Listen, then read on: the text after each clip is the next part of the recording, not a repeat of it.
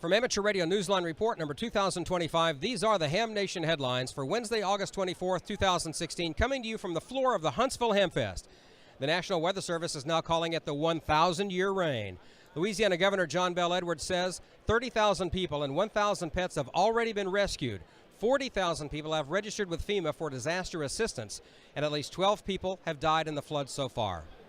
Louisiana Aries Section Emergency Coordinator Adam Tamplin, KD5LEH, tells Amateur Radio Newsline how many residents displaced by the floodwaters are in the shelters. The latest number I'd heard was between 12 and 13,000 in shelters that may be off by 1 or 2,000.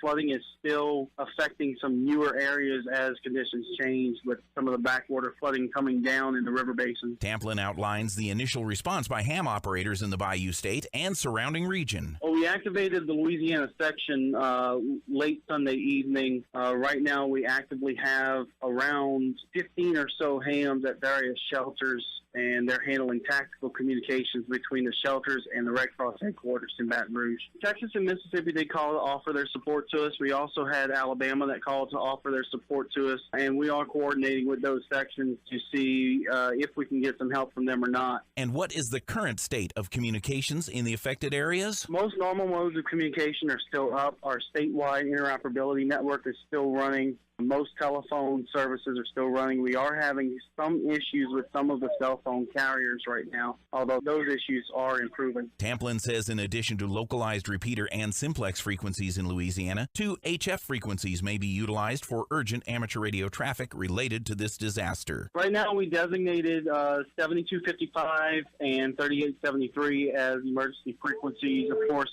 we don't necessarily declare emergencies like we used to, but if you do hear some traffic that's areas related on those frequencies. Also, we do have a statewide amateur radio network that's on the Louisiana Link system. It's a voice over IP system that networks right now. I believe we have about 10 repeaters on that system that we're able to use to coordinate between different regional offices for the Red Cross. Hams outside of Louisiana are being asked to not self-deploy. Those who would like to make their availability known should coordinate through the Louisiana Aries headquarters by contacting Steve Irvin, WA5FKF, at area code 225-933-4993. For Amateur Radio Newsline, I'm Skeeter Nash, N5ASH, reporting from Topeka, Kansas.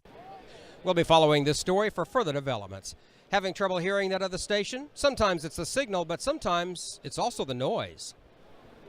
The FCC's Technological Advisory Council plans a comprehensive study of the noise floor, and until earlier this month had been receiving input on how to conduct the study and what to look for along the way.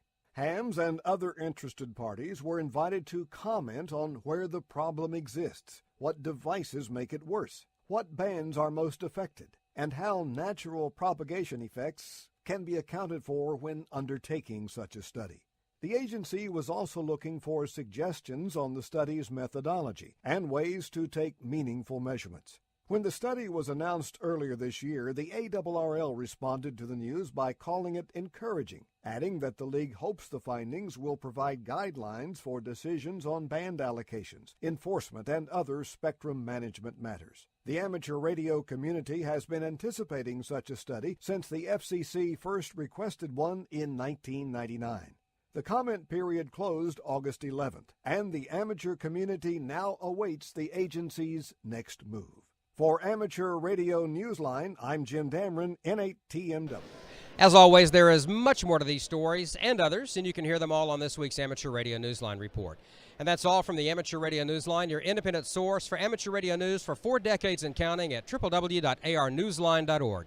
With Skeeter Nash, N5ASH, Jim Damron, N8TMW, Karen Eve Murray, KD2GUT at the news desk in New York, and our news team across the globe. I'm Don Welbanks, AE5DW, at the Huntsville Hamfest 73. We'll see you next time here on Ham Nation.